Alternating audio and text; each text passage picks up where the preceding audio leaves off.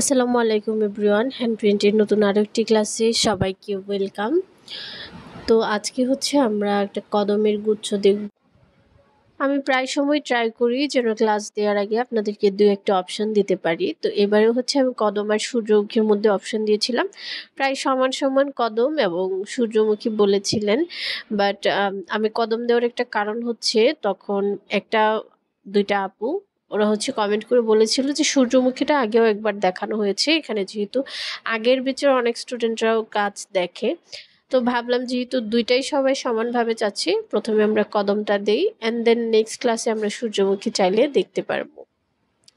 তো কদমের জন্য হচ্ছে ফার্স্টে আমি এখানে একটু পেন্সিল দিয়ে স্কেচ করে নিচ্ছি।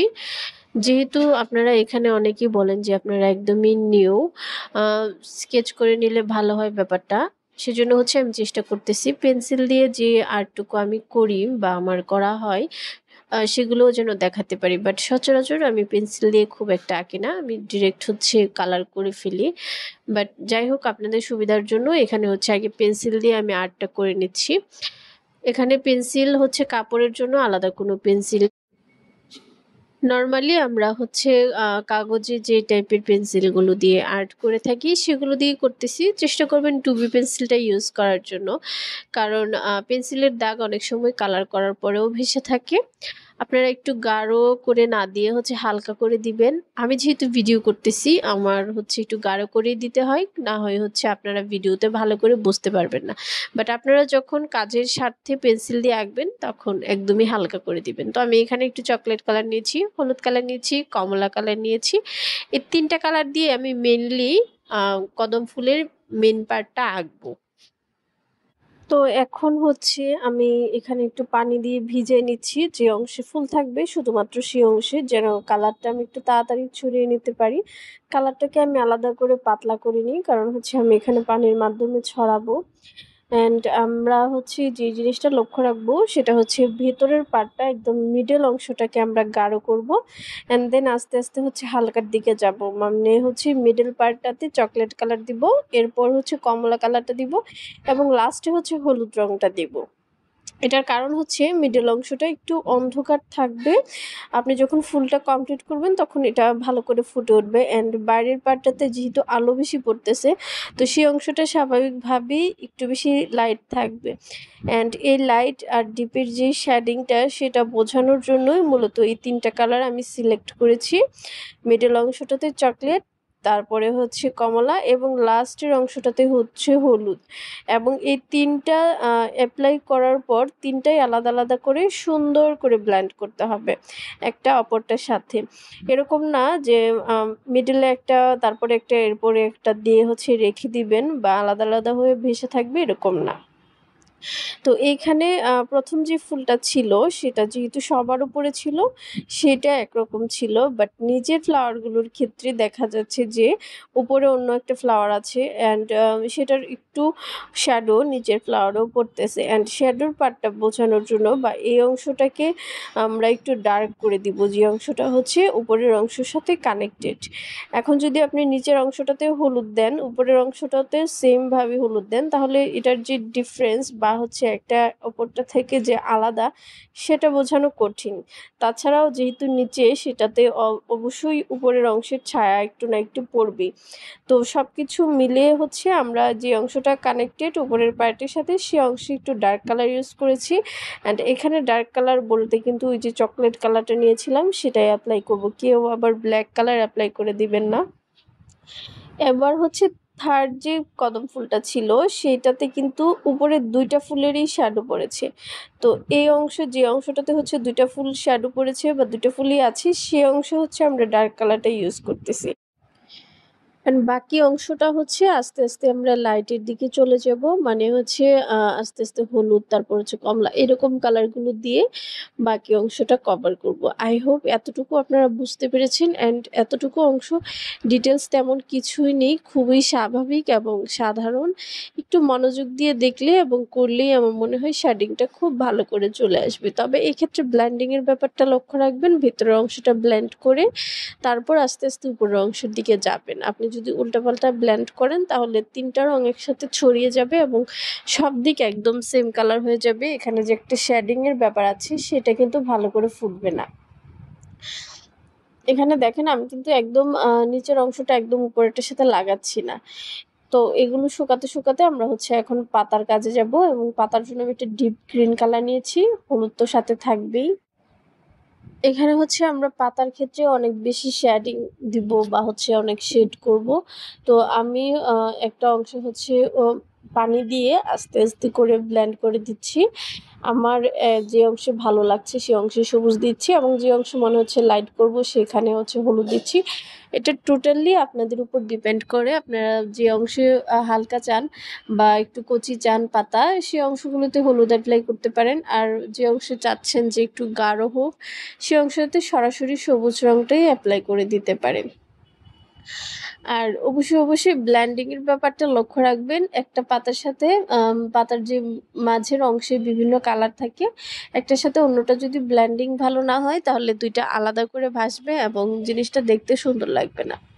তো আমি আজকে কিন্তু মোটামুটি পানি দিয়ে কাজটা শেখাচ্ছি। এখানে আমি কোনো ধরনের অ্যানকি ইউজ করিনি কালার পাতলা করার জন্য।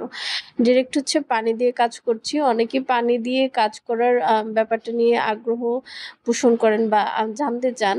পানি দিয়ে এখানে কিন্তু আমি জাস্ট তুলিটা পানিতে ভালো করে ভেজাচ্ছি। ভেজালে হচ্ছে সেই পানিটা কাপড়ে দিচ্ছি অ্যান্ড হালকা একটু কালার দিয়ে ব্লেন্ড করলেই কিন্তু চারদিক ছড়িয়ে যাচ্ছে। এখানে কিন্তু আমি আহামরি খুব একটা পানি ইউজ করতেছি না। জাস্ট তুলিতে যত পরিমাণ পানি ওঠে সেটাই হচ্ছে কাপড়ে ভালো করে ঘষে দিচ্ছি এবং ছড়িয়ে দিচ্ছি। তো আমি লাস্টের দিকে ভাবলাম যে এখানে আমরা পাতাটাকে একটু বৃদ্ধ বানাবো বা হচ্ছে যে পাতাগুলো অনেকটা ঝরে যাওয়ার অবস্থা বা একটু বৃদ্ধ টাইপের হয়, সেই পাতাগুলোতে এরকম একটা শেড থাকে বা হচ্ছে পুড়ে যাচ্ছে, নষ্ট হয়ে যাচ্ছে, এরকম একটা শেড থাকে। সেটার জন্য এখানে আমি একটু গ্রিনের সাথে হচ্ছে একটু চকলেটটা ইউজ করেছি। ইউজ করে এটাকে একটু অন্য কালারে নিয়ে এসেছি। যাদের কাছে এই চকলেট কালারটা নেই তারা হচ্ছে সরাসরি সবুজটা ইউজ করবেন। এখানে উল্টাপাল্টা কালার ইউজ করে নষ্ট করার দরকার নেই। আর এবারেও হচ্ছে আমি লাস্টের দিকে হচ্ছে এখানে একটু হলুদ কালার অ্যাপ্লাই করে দিচ্ছি। এটা টোটালি আপনার উপর ডিপেন্ড করে, আপনার যেভাবে ভালো লাগবে, আপনি যেভাবে দেখতে চান গাছের পাতা, সেইভাবেই হচ্ছে কালারগুলো ব্লেন্ড করবেন। তো আমি এখানে পানি ইউজ করতেছি। আর একটা জিনিস লক্ষ্য রাখবেন, পানি যেন খুব বেশি না হয়। খুব বেশি পানি দিলে কিন্তু আপনার পাতার বাহিরেও কালারটা ছড়িয়ে যাবে। ততটুকু পরিমাণ পানি নিবেন যেন এটা পাতার বাহিরে না ছড়ায়। আপনার পানি যতদূর পর্যন্ত ছড়াবে কালারও ঠিক ততটুকুই ছড়াবে বা সেই অংশ জুড়েই ছড়িয়ে যাবে। এবার হচ্ছে কদমের পাটটা বা হচ্ছে নিচের যে অংশগুলোতে আমরা পাতা দিয়েছিলাম সেটা আঁকবো। অ্যান্ড এখানে আমি আরেকটা জিনিস একটু উল্লেখ করে দিই, এটা অপশনাল, বাট এভাবে দিলে ব্যাপারটা একটু সুন্দর হবে। যে অংশে কদমের শ্যাডো পড়তেছে সেই অংশটা হচ্ছে ডিপ গ্রিনটা ইউজ করবেন। ডিরেক্ট হচ্ছে ডিপ গ্রিনটা ইউজ করবেন। এখানে আমি পানির পরিমাণও খুবই কম রেখেছি বা পানির পরিমাণ একদম নেই বললেই চলে, কারণ এখানে আমি কালারটাকে ডিপ করতে চাচ্ছি। আপনি যখন পানি দিয়ে কালারটাকে পাতলা করে অ্যাপ্লাই করবেন তখন অনেকটা লাইট আসবে, বাট আমি যেহেতু ডিপ চাচ্ছি এখানে আমি পানিটা একদমই কম ইউজ করেছি। এখানে ডিপ রেখে দেন হচ্ছে লাস্টের দিকে আমি এটাকে লাইট করে দিব বা হচ্ছে উপরের অংশটা যে ডিপ কালার সেটা বোঝানোর জন্য কিন্তু আপনাকে লাস্টের অংশটাকে লাইট করতে হবে। একটা জিনিসকে ডিপ বোঝাতে বা আলো ছায়ার তফাৎ বোঝাতে আপনাকে অবশ্যই একটা পার্ট আলো ধরতে হবে, পরের পার্টটা ছায়া ধরতে হবে, অথবা ডিপ কালার থাকলে আপনাকে সাথে লাইট কালার ইউজ করতে হবে। মানে ২টা ব্যতিক্রমী কালার যখন একসাথে আসবে তখন বোঝা যাবে যে কোনটা আসলে ডিপ কোনটা আসলে লাইট। তো যাই হোক, এক্ষেত্রেও কিন্তু আমি সেম কাজটা করেছি। মোটামুটি ৩টা পাতার কাজ আমার শেষ। আর লাস্টের পাতাটা হচ্ছে আমি অফ ক্যামেরায় করে ফেলেছিলাম, কারণ এটা দেখানোর কিছুই নেই, সেম কাজ। অ্যান্ড এবার হচ্ছে ডালটাতে আমি সরাসরি এখানে হচ্ছে চকলেট কালারটা ইউজ করেছি। আপনারা যদি আরেকটু ডিটেলসে কাজ করতে চান তাহলে যেকোনো একটা পাশে সাদা দিয়ে হচ্ছে একটু হাইলাইট করে দিতে পারেন যেন সেই অংশে আলো লাগতেছে এরকম বোঝা যায়। বাট আমি এত ডিটেলসের কাজ করতে যাচ্ছি না, কারণ সামনের ক্লাসগুলোতে আরো অনেক ডিটেলস কাজ আসবে, সেই জন্য হচ্ছে কিছু কাজ বাঁচিয়ে রাখতেছি। অ্যান্ড ডালে আমার মনে হয় চকলেট কালারটাই বেস্ট, এটাই দেখতে সুন্দর লাগে। আর এখানে যেহেতু আমার কদমটা এখনো শুকায়নি, সেজন্য হচ্ছে আমি বাকি কাজগুলো করে ফেলতেছি। শুকানোর পর হচ্ছে আমি ভেতরের পার্টটা করব। আর ভিডিও করার সময় আমি এত বেশি টাইম দিতে পারি না শুকানোর জন্য, কারণ হচ্ছে আমার এক বসাতেই ভিডিওটা করে উঠতে হয়, না হয় একটা ঝামেলা লেগে যায়। বাট আপনারা যারা কাজ করবেন তারা এখানে যথেষ্ট টাইম দিয়ে ভালো করে ড্রাই করবেন, ড্রাই করে হচ্ছে কাজ করবেন। এখন এই পার্টটা হচ্ছে সবচেয়ে ইম্পর্টেন্ট। আমি এখানে একটা 0 সাইজ তুলে নিয়েছি অ্যান্ড প্রথম 2-1টা যেই আমি ডট ডট দিচ্ছি কদম ফুলের উপরের অংশে, সেটার নাম কি আমি জানি না, একটু মোটা হয়ে গেছে, বাট বাকিগুলো হচ্ছে আস্তে আস্তে আমি এখানে চিকন করে ফেলবো। এখানে আপনারা একটু সাদা নিবেন, সাদা নিয়ে হচ্ছে উপরের অংশটাতে একটু প্রেস করবেন, দেন হচ্ছে আস্তে করে ছেড়ে দিবেন। প্রথম যখন দিবেন ধরবেন তখন হচ্ছে একটু চাপ দিবেন, চাপ দিয়ে হচ্ছে পরের অংশটা ছেড়ে দিবেন। যতক্ষণ এটাকে টানতেছেন ততক্ষণই যদি প্রেসার দিতে থাকেন তাহলে উপরের অংশও মোটা থাকবে, নিচের অংশও সেম মোটাই থাকবে। বাট আমাদের টার্গেট হচ্ছে আমরা যেখান থেকে স্টার্ট করতেছি উপরের অংশটা হচ্ছে মোটা হবে আর লাস্টের অংশটা হচ্ছে চিকন হবে। অ্যান্ড লাস্টের অংশ চিকন করার জন্যই মূলত হচ্ছে আমি প্রেসারটা দিচ্ছি না, জাস্ট অল্প একটু প্রেসার দিয়ে আমরা ছেড়ে দিব, ছেড়ে দিলে হচ্ছে নিচের অংশটা অটোমেটিকলি চিকন হবে। অ্যান্ড এক্ষেত্রে তুলি সিলেক্ট করা অনেক বেশি ইম্পর্টেন্ট। এখানে অবশ্যই 00 সাইজ তুলি অথবা হচ্ছে শুধু 0 সাইজটা ইউজ করতে পারেন, বাট ভালো হয় 00 ইউজ করলে। অ্যান্ড এটা আমি প্রথমে হচ্ছে বাইরের দিকটা করেছি। অনেকেই ভাবতে পারেন আমরা তো চাইলে ভিতর থেকেও করতে পারতাম, বাট কাজের সুবিধা এবং আপনার যে কাজটা সুন্দর হচ্ছে কিনা বা একটা ব্যালেন্স করার জন্য বাইরের দিক থেকে হচ্ছে ঘুরিয়ে দেন সেকেন্ড আরেকটা লেয়ার দিয়ে এভাবে হচ্ছে থার্ড বা ফোর্থ যে কয়টা লেয়ার লাগে দিতে দিতে হচ্ছে ভেতরের পার্টটাতে আসবেন। অ্যান্ড ভেতরের পার্টে হচ্ছে আমি শুধুমাত্র এখানে 2-3টা ডট ডট দিয়েছি। এইবার হচ্ছে বাকি দুটাও করব। বাকি দুইটা দেখলেই আই হোপ আপনাদের হচ্ছে যে সমস্যা সবগুলো সমাধান হয়ে যাবে, বা কোনো জিনিস বুঝতে অসুবিধা থাকলে সেটাও সমস্যার সমাধান হয়ে যাবে। এরপরে যদি কারো কোনো প্রবলেম থাকে অবশ্যই কমেন্ট সেকশনে জানাবেন, আমি চেষ্টা করব সেটা নিয়ে বিস্তারিত পরের ক্লাসে অথবা শর্ট কোনো ভিডিওতে আলোচনা করার জন্য।